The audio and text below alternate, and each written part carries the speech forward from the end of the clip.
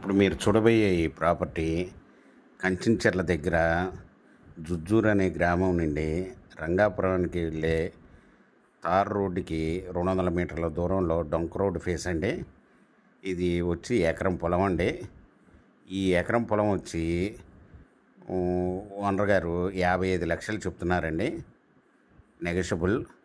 మీకు ఈ పొలానికి దగ్గరగా ఔటర్ రింగ్ రోడ్ అనేది 1.5 కిలోమీటర్ దూరంలో వెళ్తుందండి. మీకు ఈ ప్రాపర్టీ వివరాలు డిస్క్రిప్షన్లో ఇవ్వడమైంది.